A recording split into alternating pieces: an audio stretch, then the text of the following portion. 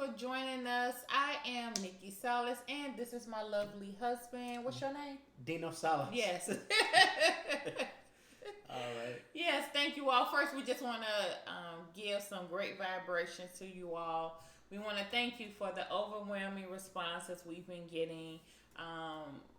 The first video, or the first like YouTube video, I guess you want to call it, that we had did how we met. We're grateful for you all liking the video, commenting, also sending us messages through Facebook and Instagram, and saying of how much you appreciate our content. And we're glad, we're grateful to share our journey with you. It might come off as content, but it's our life. So we thank you. Yes. Yes. So today we're talking about the backstory of people and how you deal with them, either in marriage or in relationships. And this came about because how you care about your partner, or how do you show that you care about your partner? Right. And in order to show how to care about them, it's good to know the backstory of a person. That's one of the ways. Yeah, one of the ways, right? So. But before we get into it, we just want to ask that you all hit the subscribe button so you can be notified of future videos. Always, always, always feel free to leave us some good vibes in the comments, because we all about good vibrations here, right? Because positivity, that helps us feel better. It helps us with our well-being, and also feel so free to share. So yes. So, and again, thank you. So what were you saying, sweetheart? Okay.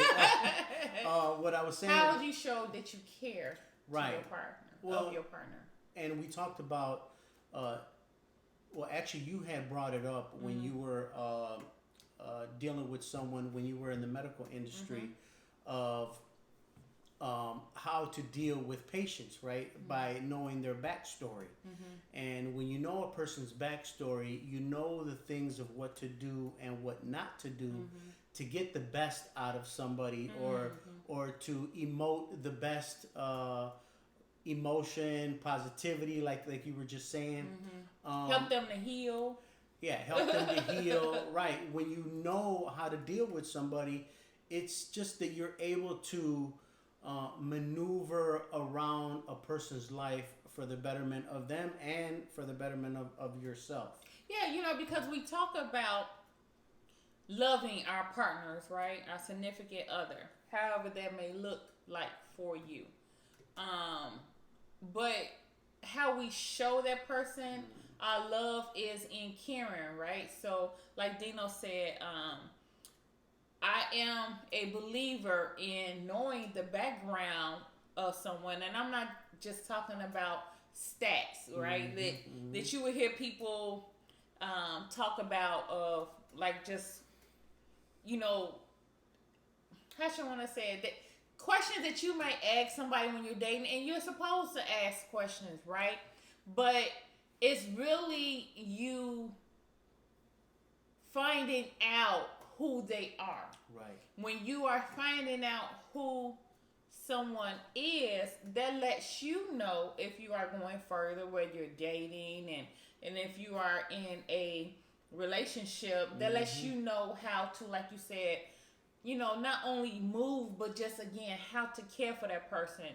And when we know of someone's background, and I'm not just talking about the random questions, not What's say your random, favorite color, right, stuff It's not like even that. a random. It's the typical questions. I want to correct that. It's the typical. What's your favorite color? What do you like to do? And that's fine, right? And you're gonna find out more of that. That's gonna unfold as you continue dating, because you even still date your partner, significant other, when you're married too, right? I hope you guys are still dating, because that's very important.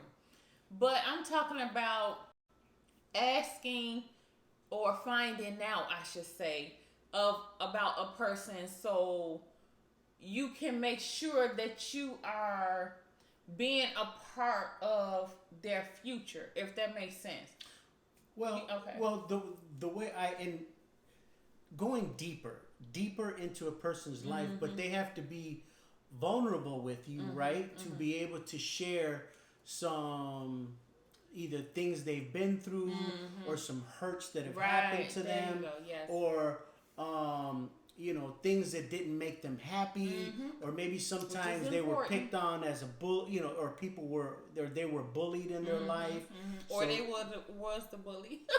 yeah, either or, but you're just finding out Yeah. more deeper level type stuff because these things seem to uproot in a relationship, and you might think like, oh man, this person is this type of way, right?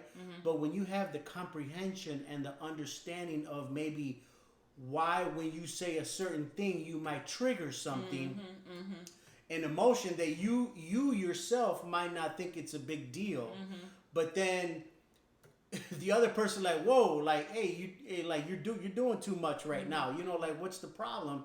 And then you start to like notice and see things that we probably shouldn't want to touch on, or maybe tread carefully to not, I don't want to say offend, Right. but there's just certain things in our hearts that are like real deep, and you don't want to bring that up and cause chaos in a relationship or in a marriage. So a perfect example, a great example would be if someone shares with you while they're dating, or while you're getting to know the person, right?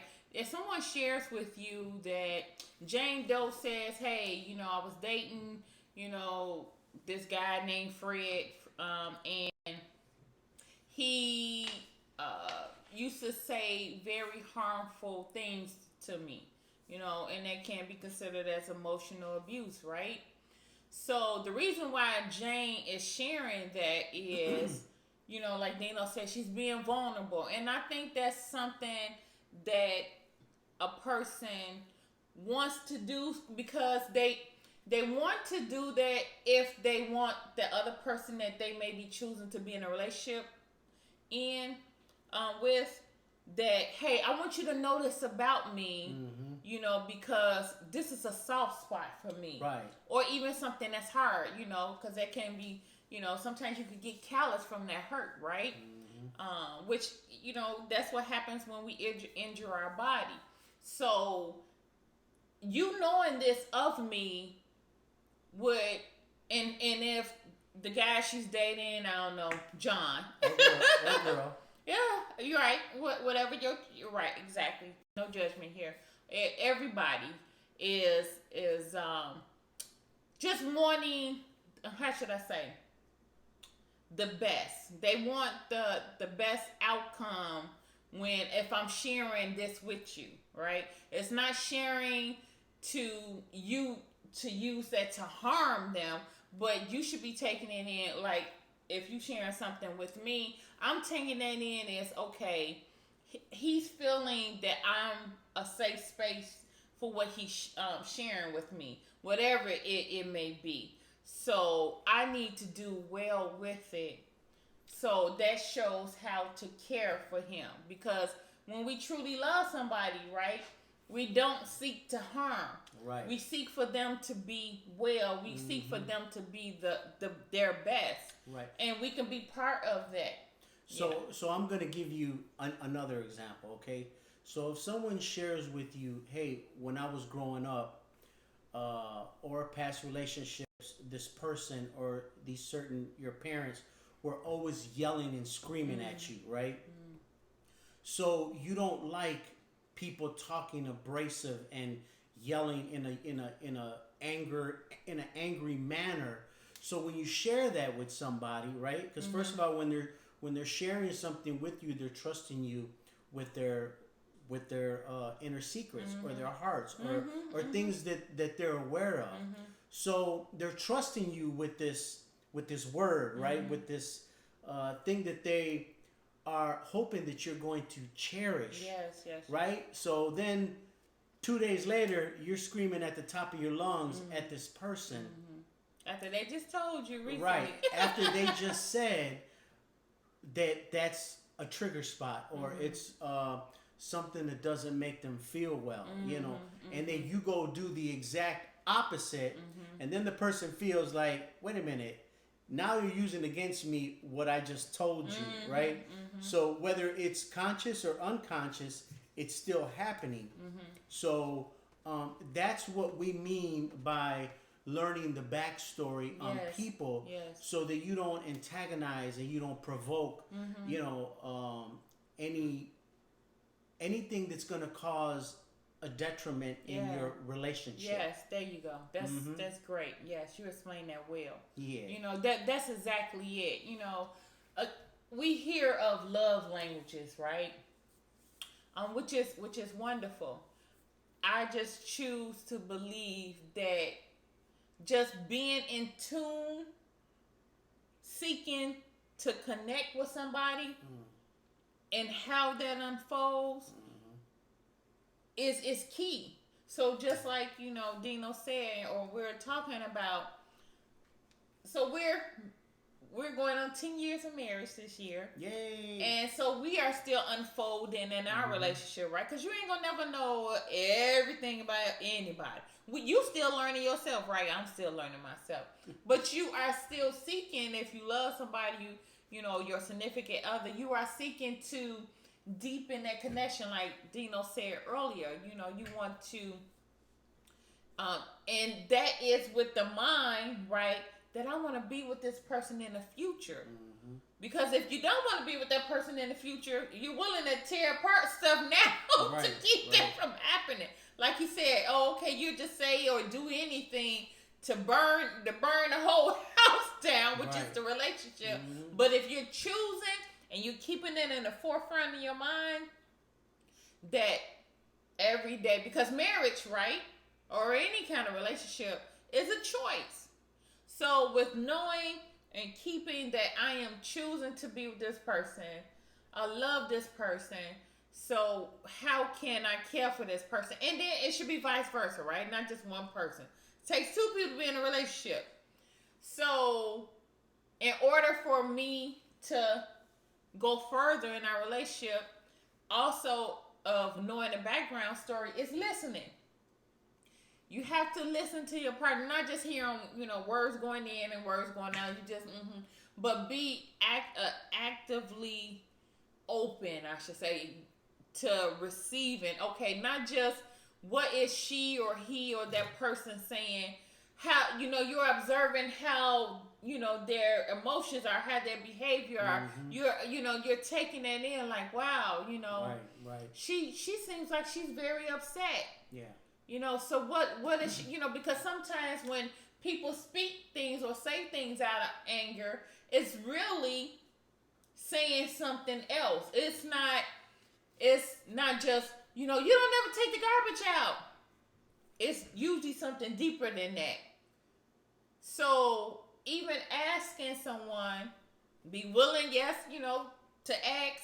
You might not like the answer all the time, but in order to fix things, for things to get better, and if you're seeking to, you know, show better care to that person that you love, you should be asking questions. You know, hey babe, what's really going on? Instead of, like you said earlier, doing the trigger words, which, you know, many people can do, is it's just automatically, why are you screaming? Why are you acting like this? Instead of really asking, why are they talking like this? Why are they acting like this? And get to the, so when you think about it, that's still background. You're still trying to find out what's the background behind what she or he or that person is saying. And I believe, like, you know, you hear people say a lot of time that communication is one of the main factors or reason for the breakdown of many relationships. I believe that to be true, but I think it's more than just talking. Like I said, you're not being present. You're not really observing. You're not really listening. You know, and of course, listening to your inner selves, listening to, you know, divine, because divine God is always trying to give us answers, right? If you're willing to ask, but if you are really being present, I mean, like present where you're not on the phone, you're not watching TV, you know, your mind is not somewhere else, where you're sitting down and be like, babe, let's talk. Let's get that background out. What's really going on? Because I know it's no, you know, I believe it's more than just the garbage. Well, Jane may say, well, I had a bad day at work. Okay, there we go. Okay, this happened and that happened, and sometimes we think, oh, I don't want to hear it, and I don't mean, and I don't believe in griping or complaining, but sometimes, I do believe in venting. I want to say that I do believe in venting to get it out. Now that it's out, because complaining and venting is two different things, right? Now once she has vented, he or that person that vented, it's like, okay, so how can this be fixed? Even if you cannot fix that problem for her and the situations at work, but be a part of the solution or guiding her to the solution instead of just being like, okay, well that's your problem, deal with it. But if you care about that person that that you love, you want to show care to them, you will want them to feel better. So yeah. Right. So keeping it real like this is that all of us have some type of baggage or some type of things that we're dealing with, sometimes that we don't even know about. It's so deep embedded in our hearts that certain things that your partner might do will uproot it and bring it up, and then it's real easy, okay, to see what someone else or what is triggering someone else, right? That's easier, but the harder thing is to the relationship with yourself of what is causing you figuring out for yourself, why am I being triggered either in anger or in sadness or even laughter, anything emotional, figuring out in yourself why you're feeling the way you're feeling. You understand what I'm saying? Because it's one thing to learn that about your partner, which is great. You don't want to, say unnecessary things to cause strife in your relationship. But also figuring out yourself, to me, is even more important than finding it out with your partner, because when you start to learn about yourself and you know how to deal with yourself, you'll be more prone to know how to deal and be mainly honesty, right? Because I know we were talking about this before. Being honest with yourself of what you've been through, what you're going through. You might not be going through it no more or anymore, but the emotions once in a while still uproot in your relationship or in your marriage. And you have to learn to figure out, and put your finger on it and say, man, every time this person does this and this, I notice I get agitated or I have a low tolerance level, or, finding out for yourself what's happening with you is very, very essential for the relationship in a whole. Make sense? Yeah, because it's two individuals that's joining together in their journey, sharing their journey, but it's still individual. Right. And everything does start with you. Starts with you.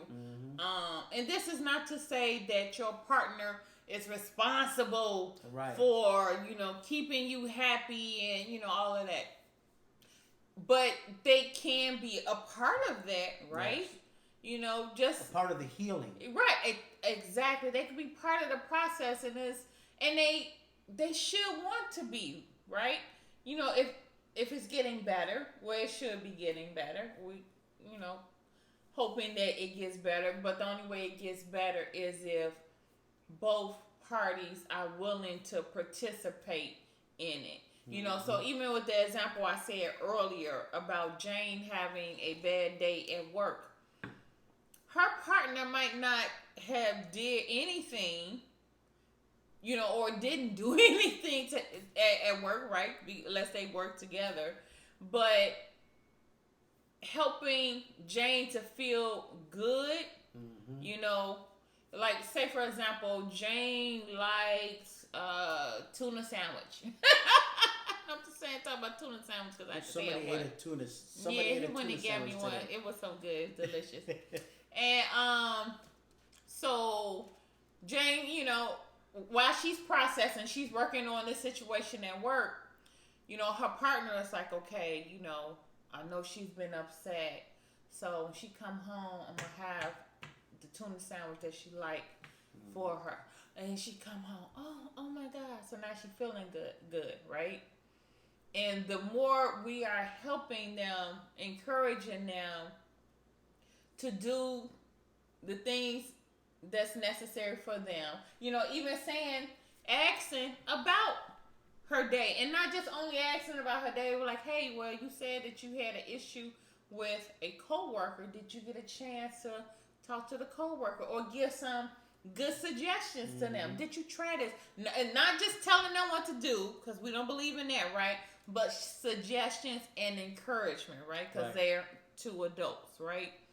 Hey, did you talk to your coworker yet? No, I didn't. I was like, do you feel like your coworker's approachable?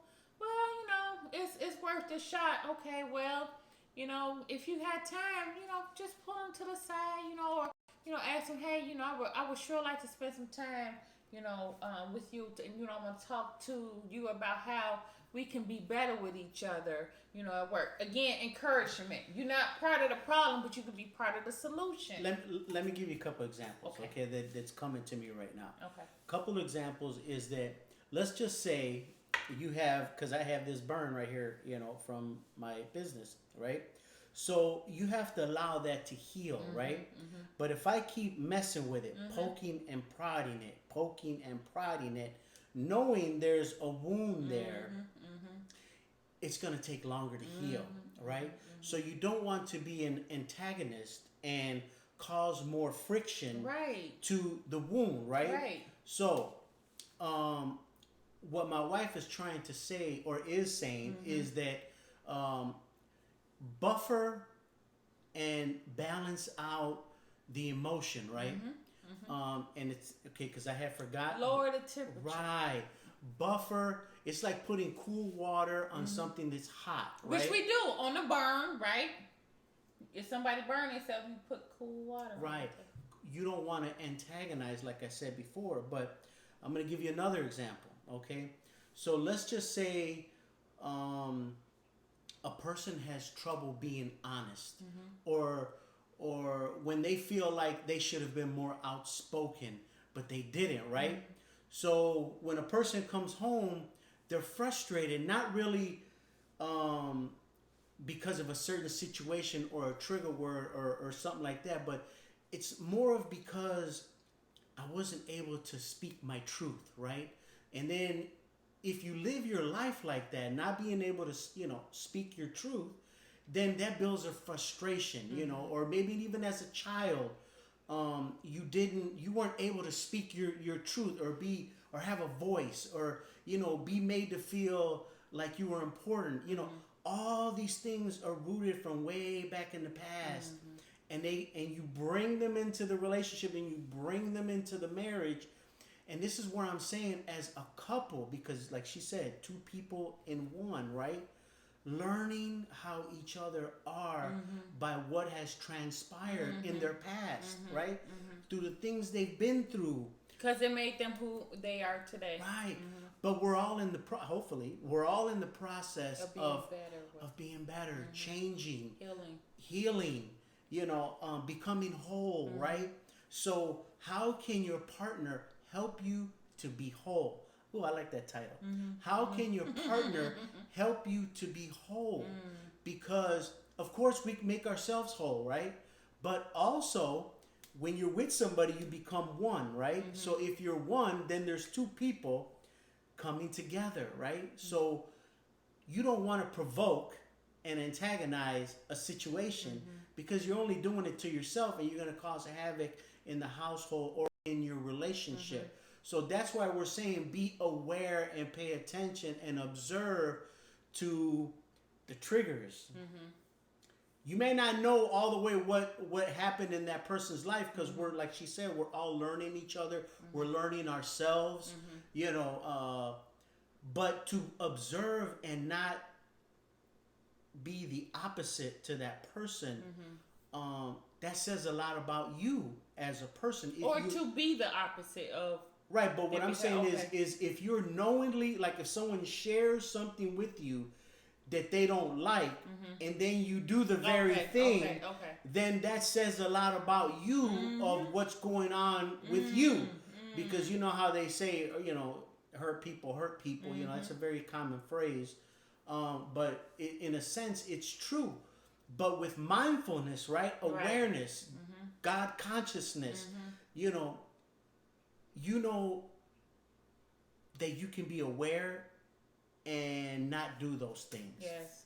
Does that make sense? Yes. Yeah. That very much. You know, I believe we believe in praying for each other as well. You know, I believe, you know, like I said earlier about if you having a situation that you're going through with your partner and you don't know how to fix it, right? Because we do not have the answer to everything, but we could seek the answer, right? And by opening yourself up, asking, okay, all right, God, I don't know what's going on with Jay. I don't know what's going on, Jay.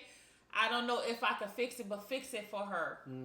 Thank you, God, for her having peace in her mind and allowing that to unfold, manifest for the best way for her. You know, again, if you can't be part of the solution, which prayer is to me, you know, putting those good intentions out there is part of the solution. But if you cannot, like, give Jane a to-do or guide her to the to-do, right? Because it's not always about directing or telling somebody what to do, but guiding them.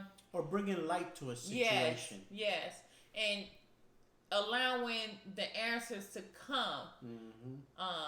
Whether maybe her coworker comes up to her because, and this is why I say this about prayer. I know that prayer is more than words. When you really feel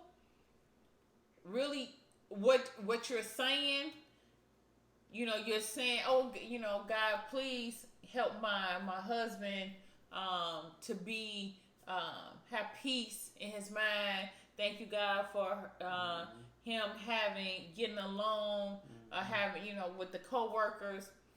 I know that prayer works if the feeling is behind it, right? And emotion, because as we know, that energy is everything, right? So energy is in our prayers, is in our words, and when you mix that with emotion, some powerful things can happen. And I'll speak for my own example. He's, you know, same thing with Dino. This is something that we just choose to believe, but we know. Yeah. Well, there's a couple of things, since you bring up prayer, there's a couple of things that I think happen when you pray, okay? Number one, it promotes humility. And that's why a man and a woman or a couple partnership should pray together, because it brings an awareness that there is something greater than you in this world, right? So when you learn to humble yourself, it promotes a greater awareness and consciousness when you involve God into your relationship. Which is the greatest energy of everything. Yes. So it's like I said, when two people pray together, it humbles you, right? And then the other one is when you pray, you're able to calm yourself. You're able to bring, you allow an awareness to be awakened, even maybe in yourself or in another situation, which is also connected to humility. Because, you know, when I first started talking today, we all got stuff going on, right? So it's like remembering that it's not just you going through stuff, but also other people are dealing with life that you have no idea about. People are in relationships that you have no idea what they're going through. So sometimes humbling yourself will allow someone to open up and tell you their backstory, right? And tell you their backstory so that you know how to deal with them and have a better relationship. Okay, so I know something's going on. Go ahead, baby. Go ahead. Because I just thought of something. Because, again, about listening to someone, like I said, observing them, feeling. I talked about feeling, emotion. When somebody I love that quote of Maya Angelou. It goes something like, people might not remember what you did, but they remember how you made them feel. Yes. So, and that goes both ways, right? You can leave an impression or an impact off of a bad feeling or in a good feeling. And the body, the mind knows no different. Well, it knows difference as far as like what makes you feel well, but it also knows what makes you feel unwell. So if a person, is sharing something with another, they're hoping that it's some kind of feeling that they may be getting from this person that they're dating in a relationship with, that I feel like it's safe for me, like you said, because that's vulnerability, and that's also humility on that person's part, because sometimes that pride will get in the way, but like, nope, I'm not saying this, I'm not saying that, and I get it. I'm not saying for you to unpack every single thing that you went through in your life, but the things that you feel that are very important, that have shaped you to who you are presently and who you are becoming, right? Because we're constantly unfolding, and you're letting that person know, because you're feeling that they care about you, love you, really, and you love them. And this is also how you're showing that they care about them. So like I said earlier, if Jane shares that she was in an emotional, abusive relationship with whomever before, and she's in healing of that, right? Because Jane ain't just, complaining that, oh, this person did this. No, because we don't believe in that, right? She's just sharing that this is what I've been through. This is what I'm still healing from.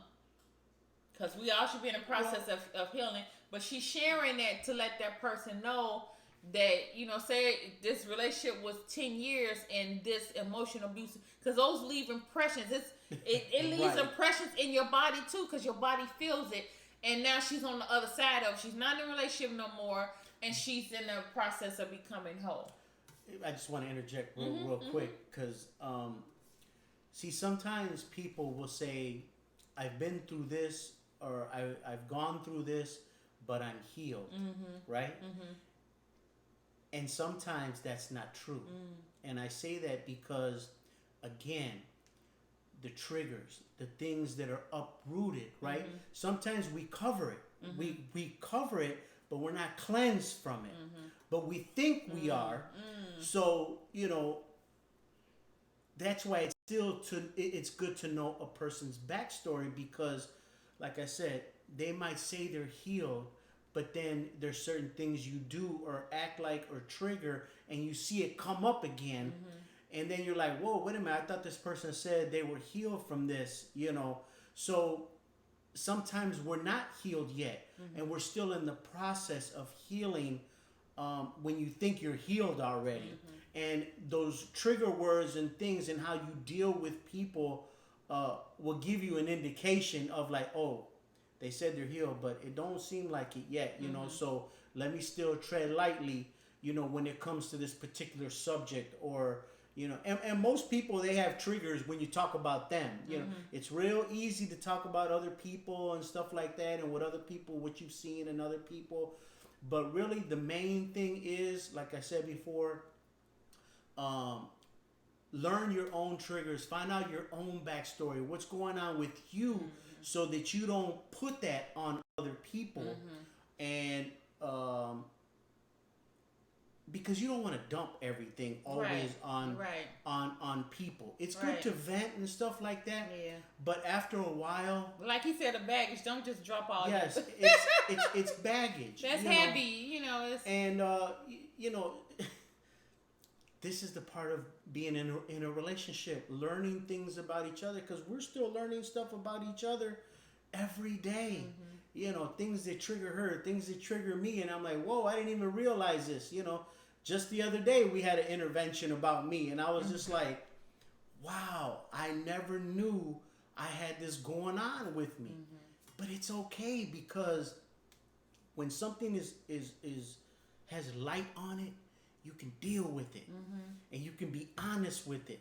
But if you don't know and you try to cover it up, it stays covered it's up. impossible to and cleanse. it festers. It gets worse. Yes. And it becomes an infection, just like in a person's body. So again, when you know a person's backstory, you know how to deal with them. Even like, even when you go for a job interview, you know, they want to know your background. They want to do a background check, you know, and they want to interview you to see what type of person I'm going to be dealing with here in this establishment. You know, which Dayton is interviewing. Right. So are you going to be like somebody that's political? Are you going to be somebody that's rebellious? Are you going to have, you know, are you an autonomous person, or are you a person that needs to be led? You know, everyone has different stuff according to how they grew up, and they're carrying this stuff around, and if you don't even know it, then how can you deal with it? Yeah, you know, even with that, you know, going, you know, just to add to the interviewing, you know, while you're dating, you are getting to know someone. You know, there was a time they used to call it courting, which that is very important. The courting is like really spending time, which you're supposed to continue spending time with your partner. I mean, in your relationship. But really, it's supposed to be to get to know that person before they go to the next step and saying that they are in a relationship. And again, even while you're in and during the relationship, you're still getting to know that person. The background, you know, like they would do background checks for jobs. And I'm not just talking about, you know, as far as background, you know, what's something may cover, but I'm talking about, like he said, of what type of person, period, because nothing, what's your character, right? Exactly. Because to me, whatever somebody did background, or what may be considered a background check, as many would know as a criminal background check, I don't believe that dictates what that, or who that person is today. That's who that person was, right? And just like we're all in the process of unfolding, just constantly, consistently becoming, that does not dictate who that person is in their future, change, right? Yeah. So, but when I say background, I'm talking about like when they call previous jobs and they say, "Hey, you know, well, what type of person was Jane?" and this and that. Oh, you know, she was a leader and, you know, very kind. She was a delight to be around. Yeah, she was right, right. You know, and that's the same thing, or very similar to the interviewing process when you're getting to know somebody, dating. You're not just getting us the, you know, the stats. It's, hey, you know, because I'm seriously considering, you know, wanting to be with this person. So I just want to know what I may be dealing with. And if you choose to take that on, just like if they choose to take that applicant on as an employee, it's like, okay, you know, this is what I can work with. This is someone I'm willing to work with, I should say. Because nobody's perfect. Nobody's perfect. Nobody's 100% of anything. But if they receive more of, you know, they heard more attributes of the person that, you know, say that they're a good candidate, then they would take them on. But that's, you know, I'm going off into a tangent about the interviewing. But with the dating, it's not just, you know, all the pleasant attributes, which are wonderful, they're fine.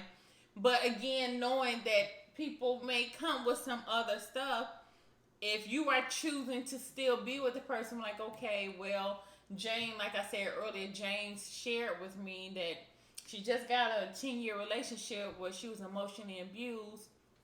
Okay. But yet, you know, she's kind, you know, she's has it seems like she has a good heart so far, that we've been dating, and she has all these attributes, so I'm taking this in, I'm putting this in the forefront of my mind because I want to make sure that she's cared for. I'm taking her on as not just the applicant in a job, but I'm taking her on in a relationship. So I'm going to, I don't want to say tread lightly, but this is what I'm choosing to do for my plan of care for her. And this is what I mean by plan of care. For those that have worked in the medical industry, healthcare, that's something that is used, right? A care plan. So in nursing, that's something that we would put together and follow. We put this plan of care or care plan together for this person, patient, or resident, so we'll know how to help them to their healing. So, for an example, if I have a patient that has Alzheimer's with dementia, right? Because dementia is an effect of the Alzheimer's, and they have long-term memory.